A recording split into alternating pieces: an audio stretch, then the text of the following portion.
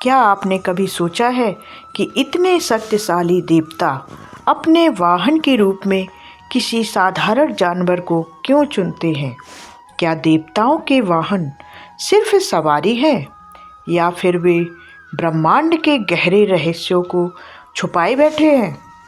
क्या आपने कभी सोचा है कि इतना शक्तिशाली देवता इतने छोटे या साधारण प्राणी पर क्यों सवार होता है? क्या देवताओं के वाहन सिर्फ सवारी हैं या फिर वे ब्रह्मांड के गहरे रहस्यों को छुपाए बैठे हैं? क्यों भगवान गणेश जैसा बुद्धि और विघ्नहर्ता देवता एक छोटे से चूहे पर सवार हैं? क्यों भगवान गणेश चूहे पर बैठते हैं?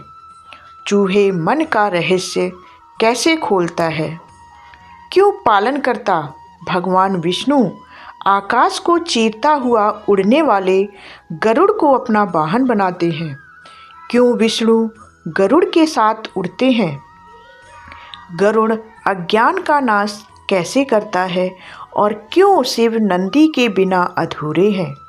नंदी शक्ति और संयम का प्रतीक क्यों माने जाते हैं? अगर आप भी कभी ऐसा महसूस करते हैं कि सब कुछ होते हुए भी मन के अंदर कहीं ना कहीं खालीपन है, अगर आप रोज काम, जिम्मेदारियां और भाग दौड़ में फंसे हैं, लेकिन अंदर से कोई आवाज़ पूछती है, मैं यहाँ क्यों हूँ, तो यकीन मानिए आज का ये वीडियो संयोग से आपके पास नहीं आया है। अगर आपको लगता है ये सिर्फ कहानियाँ हैं, तो आज का ये वीडियो आपकी सोच बदल देगा, क्योंकि आज हम देवताओं के वाहनों के पीछे छिपे उस रहस्य को खोलेंगे जो सीधे जुड़े हैं आपकी चेतना, आपके मन और आपके मोक्ष के मार्ग से। वीडियो को अंत तक जरूर देखिए, क्योंकि आखिर में आप खुद को इन प्रतीकों में पहचानने लगेंगे। हिंदू धर्म में देवताओं के वाहन को वाहन कहा जाता है, लेकिन ये सिर्फ वाहन देवताओं को इधर उधर ले जाने का साधन नहीं है। ये देवता की शक्ति, स्वभाव और उद्देश्य का प्रत्यक्ष रूप होते हैं।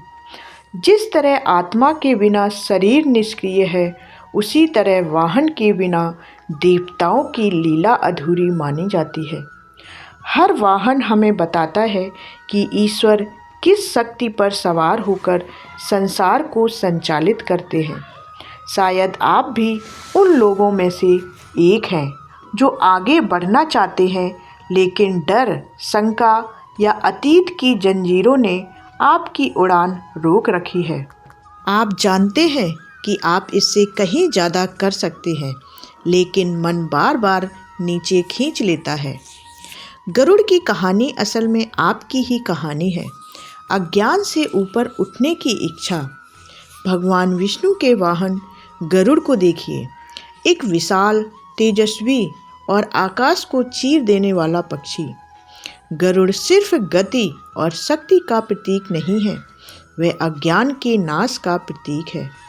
पुराणों में सांपों को अज्ञान, भय और बंधन का प्रतीक माना गया है, और गरुड़ उन्हीं सांपों का भक्षक है। इसका अर्थ साफ है, जो व्यक्ति गरुड़ जैसी चेतना अपनाता है, वह अपने डर, अपने भ्रम और अपने बंधनों से ऊपर उठ जाता है।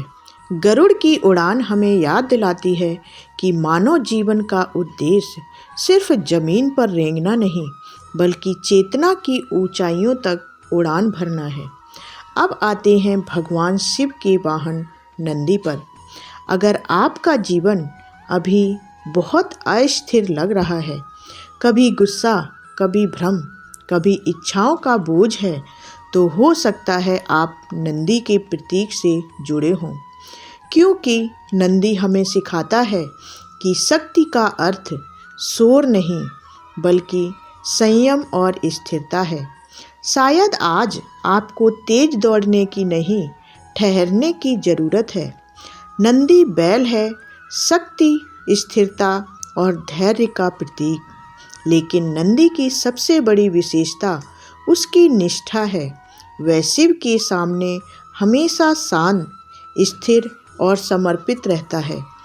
यह हमें सिखाता है कि असली शक्ति वह है जो नियंत्रण में हो, जो इच्छाओं का दास ना बने बल्कि उन्हें साथ ले। अब दूसरी ओर है भगवान गणेश का वाहन मूषक यानी चूहा। अब जरा खुद से ईमानदारी से पूछिए, क्या आपका मन आपके नियंत्रण में है या फिर आप अपने ही विचारों के पीछे पीछे थक चुके हैं? अगर आपका मन हर समय कहीं ना कहीं भटकता रहता है तो भगवान गणेश का मूषक सीधे आपसे बात कर रहा है, ये याद दिलाने के लिए कि मन छोटा नहीं है, बस उसे साधने वाला चाहिए।